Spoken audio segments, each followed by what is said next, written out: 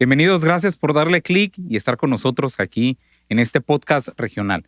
Estoy muy emocionado porque esto se ha hecho para empezar a tratar ciertos temas y empezar a hilvanar ciertas ideas que quiero presentarles, cosas que nos van a venir a bien, nos van a ayudar a tener una mejor comprensión, pero sobre todo, de alguna manera, cada palabra, cada experiencia nos va a dejar algún tipo de ministración a nuestra vida.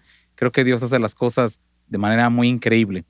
En este primer episodio tengo todo el placer y todo el gusto de que estén con nosotros aquí en este primer podcast. Los pastores Ramiro y Elisa Rosas, gracias por estar aquí. Gracias por haber aceptado la invitación, sobre todo pues porque es un reto, ¿verdad? Así es un reto. Muchas gracias. Estamos contentos de estar aquí. Muchas gracias, la verdad que sí. Ramiro y Elisa son pastores en la iglesia Monte Sinaí, o mejor conocido como Templo Sinaí, aquí en la colonia Guaycura, en Tijuana. Y ellos aceptaron este reto ¿hace cuánto tiempo ya? 4 años, casi. 4 años. ¿Y antes de eso? Pues estuvimos en... ¿Pan de vida? Pan de vida, y de ahí estuvimos en la cochera de la casa. En pandemia. Entonces, en total estamos hablando de cuántos años ya de experiencia pastoral directa, ya como pastores titulares. Directa, pues yo pienso como unos 7, 8 años más o menos. 7, 8 años aproximadamente. Y antes de eso ellos llegaron aquí a Tijuana y entre las cosas muy buenas trabajaron en Príncipe de Paz con el pastor David y Marisela Delgado.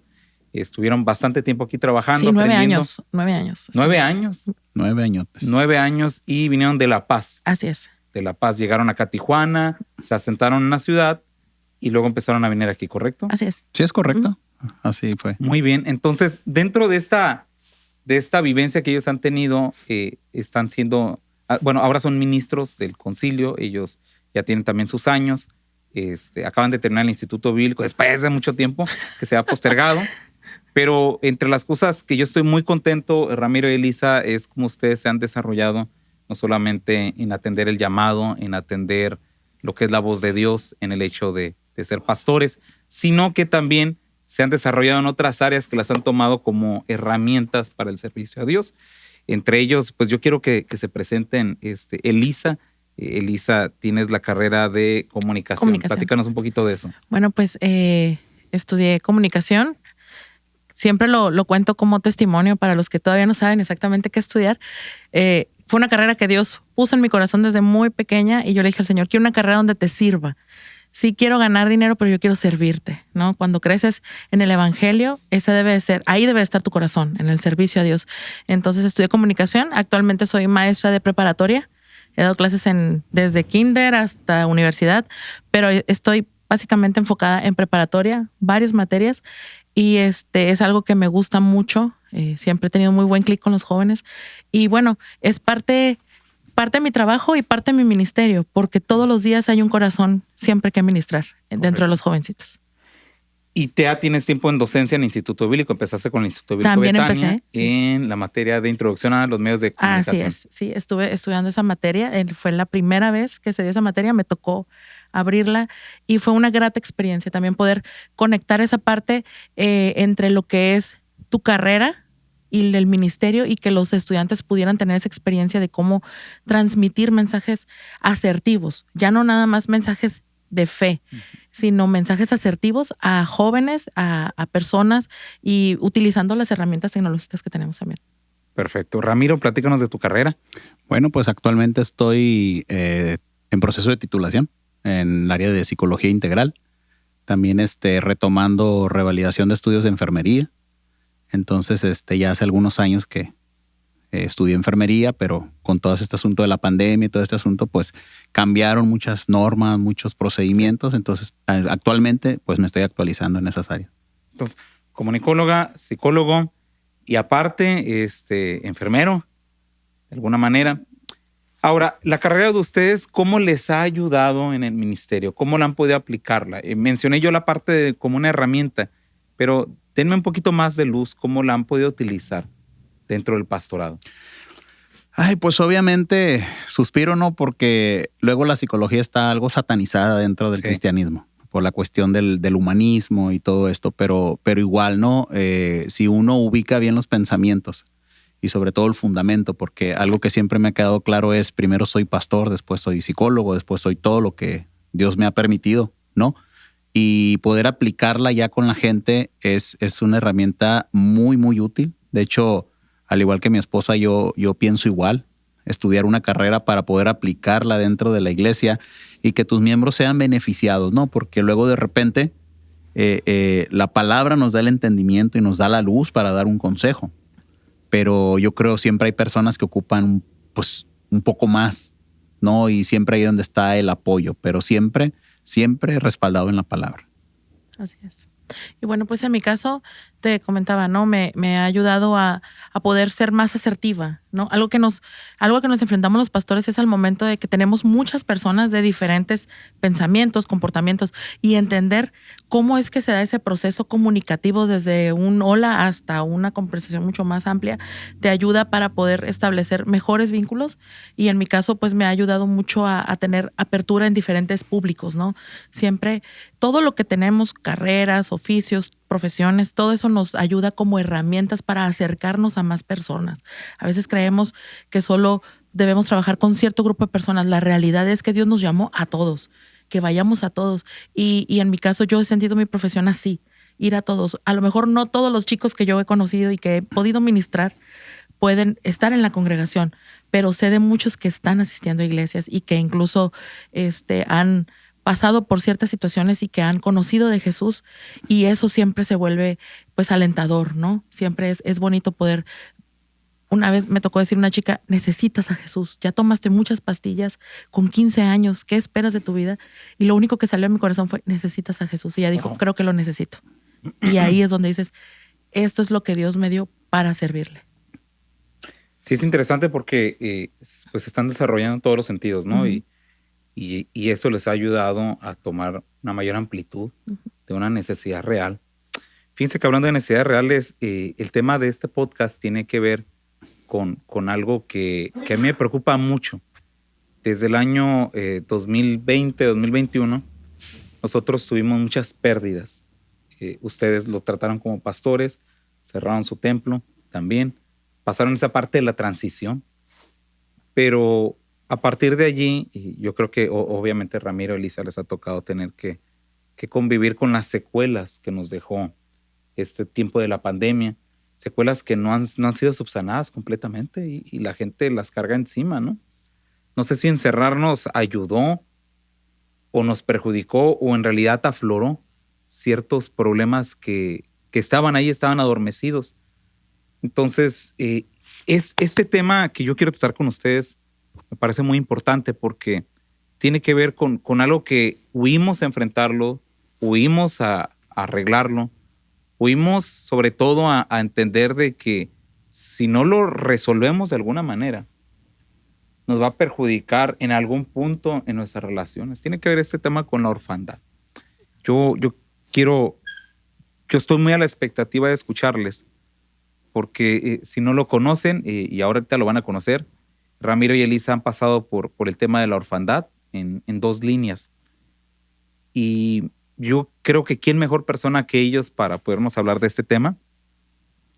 Yo quiero preguntarle a ustedes, Ramiro, empezando por ti en este caso, ¿cómo tú enfrentaste la pérdida de tu madre? Que fue la primera pérdida que tú tuviste, ¿no? La pérdida de tu madre. ¿A qué edad tenías? ¿Cómo fue que sucedió el hecho de enfrentarlo siendo tú el hermano mayor? Pues sí, tenía yo 12 años cuando falleció mi madre. Fue un proceso bastante complicado. Tuve que hacerme a la tarea de cuidar a mis 3 hermanos menores, que nos llevábamos bastante diferencia de edad. Estudiaba la secundaria en ese tiempo. Obviamente, por ser el mayor y tener que tener ese cuidado mientras el papá trabajaba, pues había que limitarse a muchas cosas, ¿no? Cosas como, bueno, tenía una adolescencia, pero en realidad fue adolescencia que no viví, que todo el tiempo me la pasé cuidando niños. Entonces era así como muy acarreado y tomar una... ¿Qué edad tenían tus hermanos?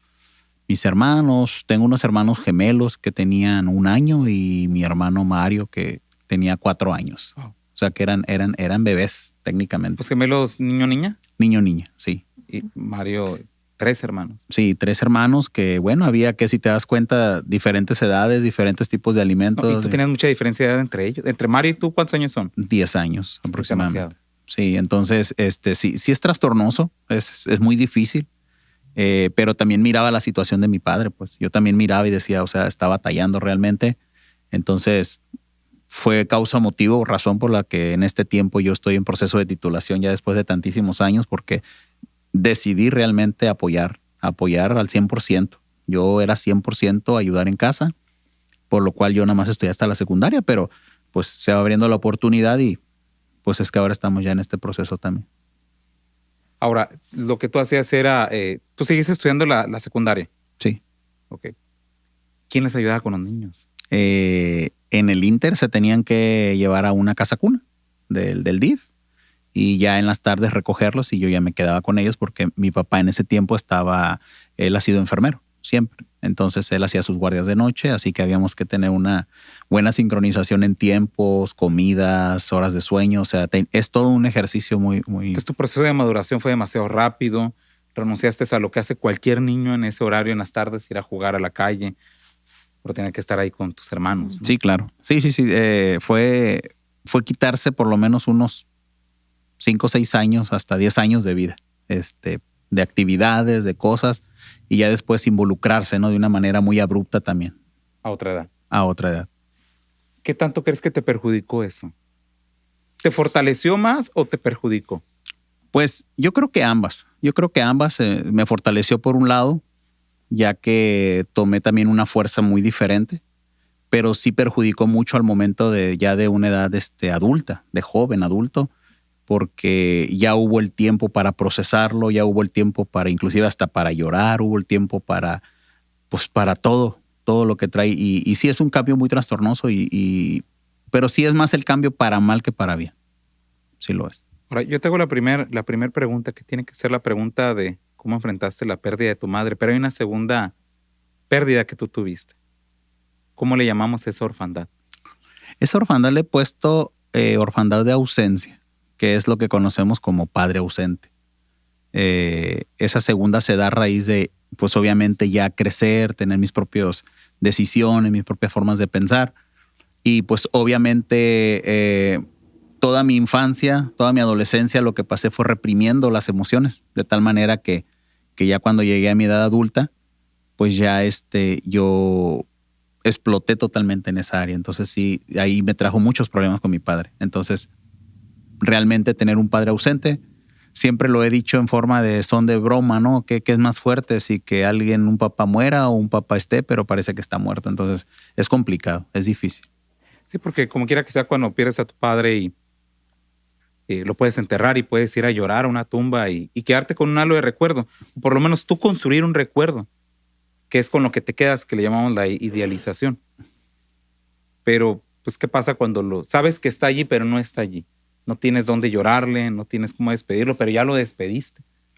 O sea, nuevamente, pierdes a tu madre a los 12 años. En el transcurso del tiempo te das cuenta que tienes un padre, pero no está allí. Entonces, cuando tú haces un compromiso con Dios, ¿a qué edad te conviertes? ¿A qué haces tu compromiso con Dios? Un compromiso ya bien a los 17, 18 años. 17, 18. ¿Eso era allá en La Paz? Sí, eso fue en La Paz. ¿Cuándo te viniste para acá a Tijuana? Acá a Tijuana me vine, fueron 2 ocasiones, pero ya en esta última, cuando nos venimos, fue hace 13 años, 14 años aproximadamente, ya con mi esposa. Ok. Y tu papá ahora es pastor, ¿no? O levantó una iglesia, es pastorado. Y entonces debe ser hasta cierto punto difícil. Eres un padre para otros. ¿Yo dónde estoy? ¿Verdad? Claro. Entonces, son las cosas que a veces no queremos tratar, pero las tenemos que enfrentar. Ahora, todo esto, yo lo he dicho, o te sirve como un muro o te sirve como un escudo. Entonces, en tu caso, ¿crees que hayas podido tomar toda esa experiencia y ahora en el pastorado puedas dársela a alguien y decirle, mira, yo pasé por esto? Sí, definitivamente. Todo obra para bien, poniéndolo desde el texto bíblico, y se puede apoyar mejor. Y no solamente a jóvenes, se podrían sorprender cómo hay personas adultas que están dañadas a causa de la orfandad de ausencia.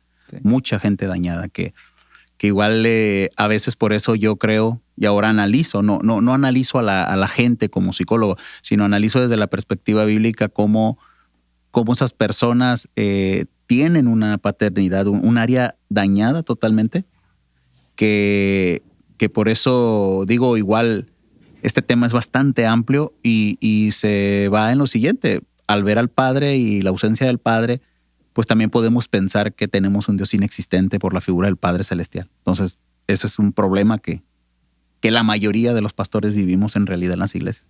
Wow. Sí, imagínate ser padre espiritual de unos y adolecer de otra parte, ¿no? Es más que entendible. Elisa, yo quiero aprovechar esto porque tu caso es diferente. Tu caso, tuviste dos pérdidas. Ujú. Una tiene que ver con un momento trascendental de cierta edad, de ciertas decisiones. Y el otro tiene que ver en tu edad adulta. Así. Y me gustaría que nos platicaras un poquito de eso, porque a veces sabemos que perdimos a alguien siendo chicos, pero pues, ¿qué pasa cuando estás en tu pleno desarrollo y cómo se dio? Sí, claro. La primera pérdida que tuvimos fue la muerte de papá. Yo estaba empezando la universidad y mi hermana estaba también ahí en sus primeros semestres. Y yo lo platicaba contigo, sabíamos que iba a pasar en algún momento y ese es como el primer tipo de muerte, es cuando tienes la conciencia de que va a pasar por enfermedad y vas viendo el deterioro de tu familiar. Y entonces nosotros tuvimos ese proceso para poder hacer cosas y poder tener el tiempo para despedirnos. Tuvimos 5 años en donde lo vimos a él convertirse en un hombre de Dios. Él no era convertido, él se convirtió a causa de su enfermedad. Uh-huh. Después de 11 años de oración de mi mamá, se convierte él y es todo pues es un acontecimiento porque sí. Tienes a tu bebé recién convertido, pero es un bebé que está también entendiendo qué es lo que Dios quiere hacer con él. Y una de sus oraciones genuinas, y siempre procuro compartirlo, es, él le dijo a Dios, tú tienes el poder para sanarme, usas a mi esposa para sanar a otros, usas a ministros, amigos que yo conozco, ¿por qué no me has sanado? ¿Por qué no me devuelves la vista? Fue una oración que escuchamos nosotras en un tiempo que él tenía oración con Dios. ¿Tu papá quedó ciego? Él quedó ciego. Él quedó ciego a causa de la diabetes. ¿Y antes de fallecer, cuánto tiempo quedó ciego? 5 años. 5 años y empezó con el proceso degenerativo de la diabetes, corazón, okay, articulaciones, sistema urinario. O sea, fueron muchas cosas. Ya al final había una posibilidad de cáncer. Entonces él fue cuando ya dijo, yo estoy listo, ¿no? Sí. Y escuchar a una persona decir, estoy listo, dices, tú sí, pero nosotros no, sí. ¿Sabes? Y entonces esos 5 años lo vimos cómo se fue generando.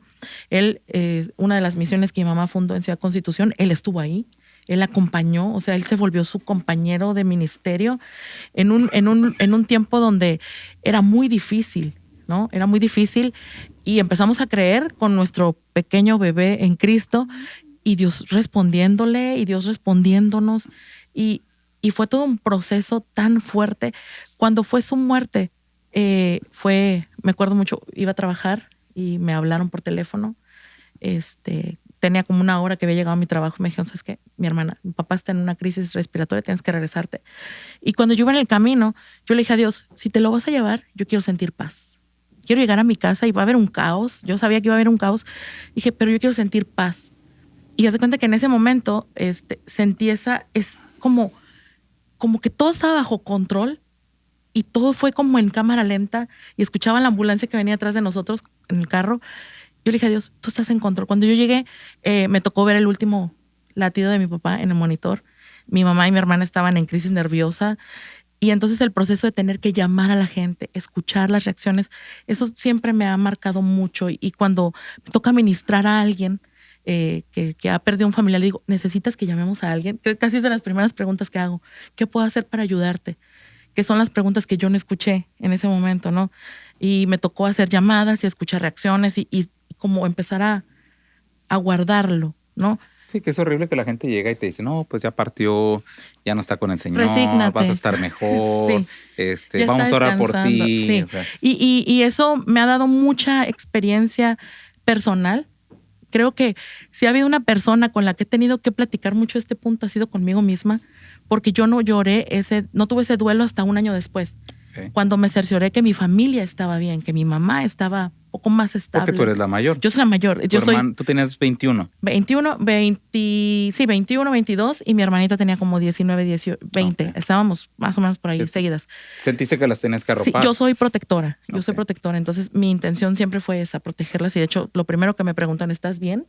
Yo dije, yo estoy bien, pero chécalas a ellas porque ellas estaban mal. Tuvimos un funeral rápido.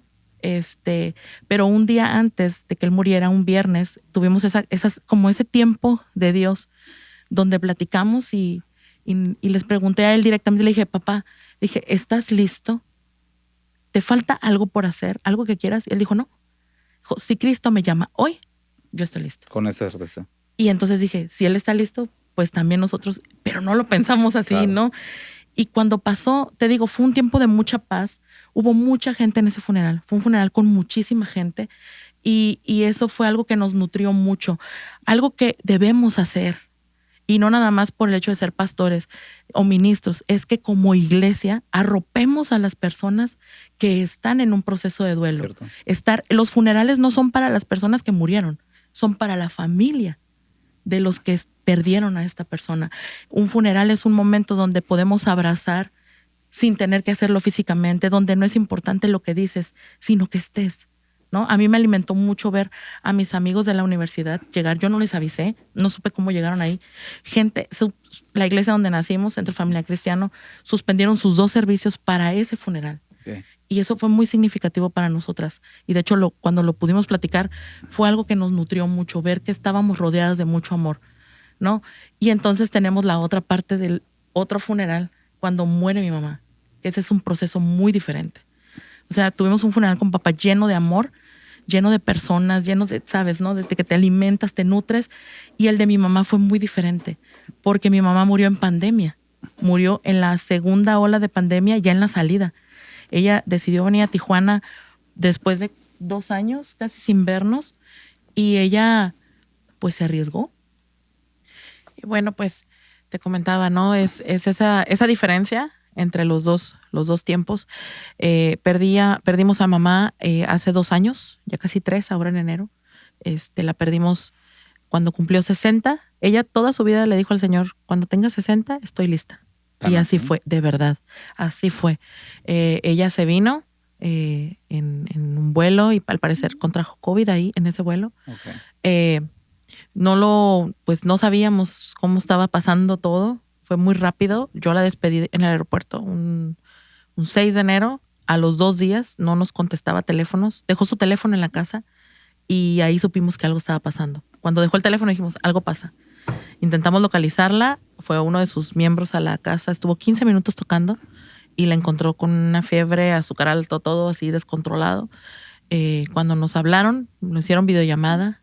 Apenas nos reconoció y nos dijo, pero estoy bien. Ella decía estaba bien, estaba hablando, pero el COVID estaba a todo lo que daba. La tuvimos internada una semana.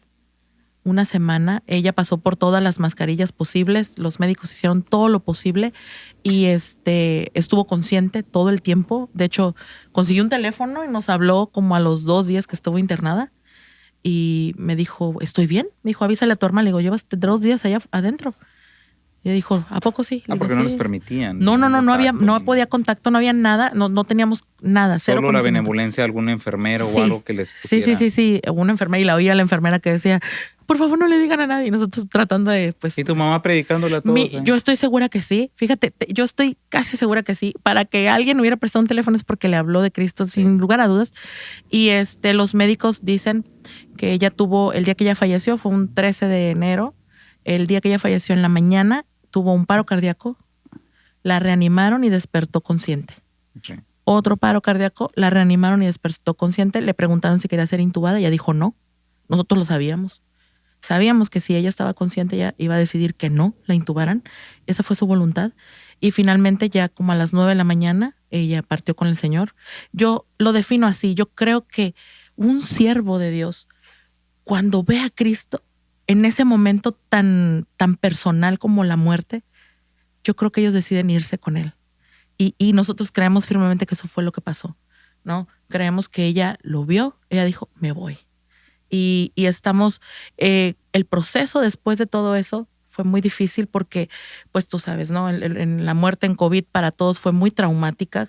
Como pastores era traumática, vivirlo fue traumático porque te daban solo oportunidad de tener un funeral de 1 hora con un ataúd flejado. Sí. No era abierto, o sea, flejado. Tú ya no ibas a volver a ver a esa persona. La otra opción era cremación y mi mamá siempre estuvo en contra de eso. Entonces luchar emocionalmente contra algo que tú sabías que no quería, pero que teníamos que hacerlo porque nosotros estábamos en observación por posible COVID. Y entonces estábamos en eso. O sea, si nosotros... Pero no sé si tú fuiste para allá, ¿no? Nos fuimos porque el día que ella falleció, a las 3 de la tarde tuvimos el examen. Pues con todo el dolor del alma, fuimos a la prueba. Nos llegaron los resultados por celular. Ya ves que te lo mandaban así. Y dijimos al Señor, necesitamos un milagro. O sea, dentro de todo lo que está pasando, y yo todavía con mi corazón le dije, por lo que no hiciste con ella, déjame ir. O sea, obviamente, cuando estás enfrentando la muerte de un familiar tan cercano, expresar cosas con dolor, Jesús lo entiende. Jesús lo entiende perfectamente y entiende si tú en algún momento dices, estoy molesto, estoy triste, ¿por qué no lo hiciste? Jesús lo entiende. Él lo entiende. Nosotros somos los que no lo entendemos, claro. Pero Él entiende. Y yo ahora que lo reflexiono digo, yo y mis cosas, pero yo sé que Jesús lo entendió perfecto claro. Y nos escuchó. Ahora, Lisa, pierdes a tu papá entre los 21, 20, ya en esta edad adulta, hace 4 años pierdes a tu mamá, tienes que despedir, que era pastora allá en Ciudad Constitución, ¿correcto? En Los Cabos. En Los Cabos era pastora. ¿En San José o en...? En Cabo San Lucas. En Cabo San Lucas. Y y ustedes, bueno, es que no les hemos contado a todos, pero Ramiro y Elisa se conocen desde muchachitos. Sí. Fueron mejores amigos y al tiempo descubrieron que para qué le buscaban, que eran el uno para el otro. Entonces las historias se fueron entrelazando entre ustedes. Pero esta parte que es la pegazón, que es la soldadura entre ambos, que es en medio de las ausencias y del pasado doloroso, el pegamento del amor se vuelve más sólido. Sí. Porque, pues, ¿quién mejor que entre ustedes para abrazarse y para decir, pues, si nos faltó padre y madre, pues estamos tú y yo juntos, ¿no? Entonces, tú pierdes a tus padres en esas edades, Ramiro tiene sus propias pérdidas. Al tiempo, ¿ustedes creen que si estas cosas no se resuelven, pueden haber, no digo que ustedes, pero como han tratado también en el área pastoral, pueden haber problemas entre la gente si no resuelven las ausencias? Indiscutiblemente. Se puede volver, sabemos que por datos y excelencia, lo que es la cultura hispana, toda Latinoamérica, pero sobre todo México, ¿no? El matriarcado que existe en México. Entonces, los hijos, y es muy interesante eso que me dices porque lo estuve analizando. Los hijos somos muy dependientes y codependientes de los padres, demasiado. O sea, sí. es algo que la palabra misma que estoy mencionando ya es peligroso, ¿no? De la misma manera que mencionabas y que mencionamos sobre el asunto de la pandemia, yo analizaba y qué difícil es y qué tremendo es cuando una iglesia idealiza al pastor. A veces a los pastores nos ven como padres y cuando un pastor muere de una iglesia, se queda una iglesia huérfana. Entonces también hay orfandad a nivel de iglesia. Y es terrible ver cómo sufre la iglesia. Entonces los pastores debemos de tener cuidado de que la gente nos idealice de esa manera. Que nos vea como consejeros, como guías, como personas, siervos de Dios, pero que no se nos idealice. Que si en algún momento la iglesia pues obviamente adquiere un cariño con su pastor, con su pastora, pero que pueda haber esa separación, al igual que uno cuando está en esa parte dependiente del padre o la madre. Porque, por ejemplo, ustedes toman esta preciosa iglesia de Sinaí. El pastor anterior había fallecido. Sí, correcto. Y sin ir a más detalles, ustedes en el transcurso pues tienen que enfrentar eso, ¿no? Como si ustedes fueran la madrastra y el padrastro, ¿no? Ujú, Y esto lo debe saber la gente, que cuando pierdes a una persona ujú. y después quieres rehacer tu vida, a veces hay rechazo. Y la gente dice, no, pero ¿cómo? No se puede sentar en esa silla, no puede acostarse en esa cama. ¿Cómo le vamos a sacar Te la vuelves como ropa del celoso de closet? ese recuerdo, sí. Y luego ustedes, con la experiencia de la vida de la orfandad, Ujú. de la pérdida familiar, del padre, de la madre, llegan y toman esta congregación, está esta parte de la idealización. No, es que esto y es que el otro. Y uno, oigan, por favor, o sea, así no son Ujú. las cosas. Pero sin ahondar en detalles, gran parte del tema del orfandad a ustedes les ayudó en esa transición con la congregación, ¿no? Sí, y de hecho teníamos doble problema porque teníamos a nuestros hermanitos que estaban sufriendo aquí cuando recibimos Correcto. Sinaí, pero también teníamos a los de Cabo San Lucas, ¿sabes? O sea, cuando nosotros llegamos allá, teníamos a una congregación huérfana también. Y eso fue tan difícil porque estaba el duelo personal más el duelo como pastor. Y entonces vino el reto para nosotros que fue, pues ustedes, pues en mi caso me tocó predicar en el funeral de mi mamá. Y esa creo que ha sido una de las experiencias más difíciles que he tenido que ¿Cómo no? enfrentar. No sabía qué hablar, Josafat. O sea, yo preparar un sermón para alguien que estaba dolido cuando yo estaba dolida, o sea, fue tan difícil para nosotros llegar con las cenizas a la iglesia y ver la reacción de su gente, que tampoco la había visto. Ellos no la habían visto desde antes como del 15 de diciembre. Y de Ellos la repente dejaron de ver verla en y una, fue muy traumático. ¿cómo no? Su reacción para mí, hubo un momento en el que nosotros dijimos, dejamos de ser nosotros, los hijos, y entonces nos volvimos pastores, ¿sabes? O sea, fue donde pudimos conectar con esa gente y también entendimos lo que acá estaban pasando también, ¿no? Y por ejemplo, en mi caso, yo sinceramente no he tenido ni siquiera el valor para ver el sermón que prediqué, o sea, no suelo hacerlo, y menos ese, pero, pero mi hermana me decía, ¿cómo pudiste hablarlo? Y me pasó algo bien tremendo. Yo le dije a Dios, yo no sé qué hablarles, yo no quiero hablarle a nadie. Yo en ese momento quiero llorar, quiero ser la hija, no quiero ser la ministro. Pero también entendí y recordé que yo le sirvo al Señor y que ese fue mi compromiso, ¿no? Sí. Y dejar de lado mi corazón como persona para que prevaleciera el Señor, porque soy su instrumento a final de cuentas, ¿no? Y entonces, revisando la Biblia de mi mamá, porque tampoco llevaba Biblia, o sea, no llevé nada, no llevaba, o sea, todo fue muy rápido, encontré un sermón que decía el tiempo de la paz. Y entonces yo dije, este es el sermón que yo voy a predicar. Y todo el sermón me la pasé conteniéndome para no llorar, ¿no? Siempre los que me conocen saben que soy muy controlada con eso. Y cuando lo prediqué, o sea, yo realmente dije, yo sé que Dios está en control. Aunque a lo mejor mi corazón de hija en este momento no me lo permite, yo sé que Dios está en control. Y entonces predicarles, abrazarlos, sentir cómo esa conexión de la familia espiritual con la familia física fue bien importante. O sea, en tiempos de orfandad, encontrar en la familia en Cristo ese nuevo corazón, ese impulso, esa protección, yo pienso que esa es la diferencia. Wow. Y bueno, a final de cuentas, tomamos el aprendizaje, sobrevivimos con ello.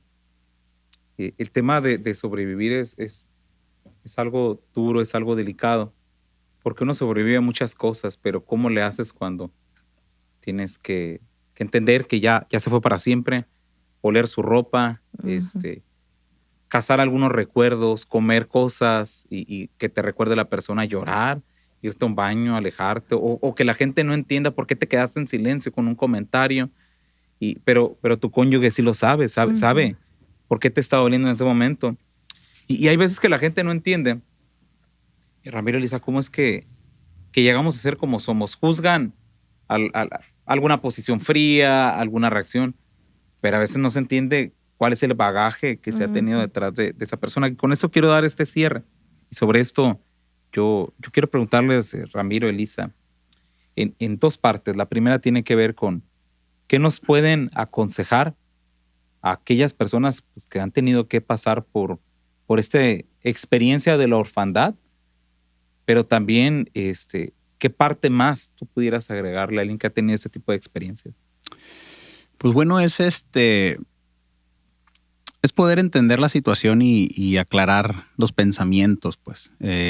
Difícilmente cuando estamos en un tiempo de orfandad, que es un tiempo de duelo también, podemos pensar claro, ¿no? Pero igual viene a la luz de la palabra generalmente cuando tú quedas huérfano, no sabes ni de dónde vienes ni a dónde vas, porque pierdes una identidad, tu identidad se roba, es una identidad robada. Entonces, la persona huérfana no solo tiene que soportar ni llevar el dolor de la pérdida o el dolor de la ausencia, sino también tiene que llevar los problemas que acarrea. Está por demás no poder mencionarlo, lo tengo que mencionar, pero los problemas emocionales que esto genera es demasiado fuerte. Entonces hay unas crisis muy fuertes que las personas generalmente cuando quedan huérfanas suelen hacer cosas que no solían hacer, y esto es por la situación de la presión.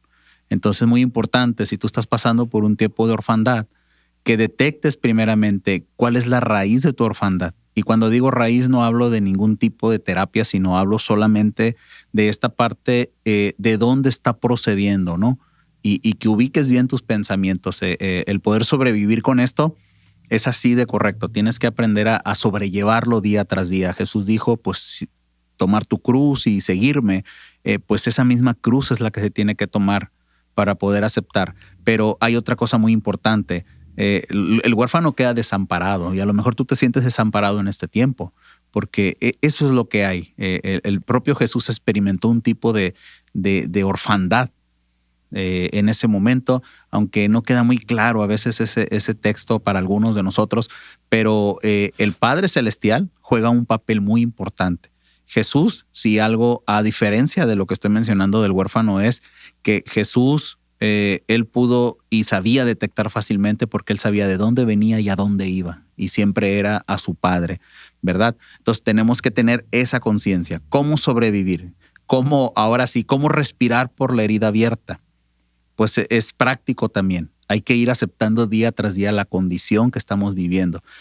Poder ayudar a otros, platicar con otros es un consejo práctico que te doy, y que puedas hablarlo, tal vez no fácilmente, pero que puedas lograrlo. Y si estás en pareja, pues ayudar a tu pareja que sobrelleve esta posición que tiene, y a la luz de la palabra. Hay que recordar que el Salmo 27:10 lo dice claramente, ¿verdad? Que aunque tu padre y tu madre te dejaran, se muriesen, yo quiero añadir eso, pues con todo y eso el Señor te recogerá. Así que ese es el consejo que les puedo dar. Gracias, Elisa. Sí, yo creo que una palabra clave es déjate consolar. Dejarnos consolar. A veces pretendemos pasar estos procesos de duelos, y no nada más de duelo de muerte, sino duelo de parejas, duelo de hijos, cual sea la situación. En cualquier temporada de duelo, déjate consolar. Siempre va a haber personas con muy buenas intenciones, hombres y mujeres de Dios dispuestos a acercarse. Déjate consolar. Cargar con el orgullo de decir, no me pasa nada, yo todo bien. Contener las lágrimas, lo único que hace es retardar ese proceso que va a llegar. Esa bomba en algún momento va a reventar, y cuando reviente, no vamos a estar preparados para soportarlo, y es cuando vienen los desequilibrios en la pareja, en la familia, en el trabajo y todo lo demás. Pero déjate consolar, y sobre todo, déjate abrazar por el Señor. Jesús nos consuela, nos abraza, nos toma, pero necesita haber una actitud también de respeto y decir, ¿sabes qué, Señor? Respeto tu voluntad. Me duele, lo estoy sufriendo, lo acepto. A lo mejor no va a pasar en el momento, pero tómate tu tiempo para hablar con Él a solas y decirle, ¿sabes qué, Señor? Mi corazón está así. Y Él lo va a entender. Bien. Porque nos detenemos pensando que le vamos a faltar respeto a Dios. Dios lo entiende. Jesús lo comprende. Así que en esa comprensión es acercarnos y decir, ¿sabes qué, Señor? Voy a dejarme que tu Espíritu Santo obre en mi corazón y me sane. Y llorar. Llora el tiempo que tengas que llorar, pero recuerda que algo muy positivo es retomar nuestra vida, no quedarnos ahí.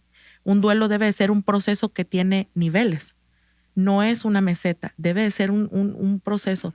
Y entonces salir de ahí de la mano del Señor y decirle, ¿sabes qué, Señor? Estoy listo para la siguiente temporada. Bien. Pues antes que todo les agradezco mucho este tiempo, pero sobre todo pues la oportunidad que nos brindan de compartir desde su corazón.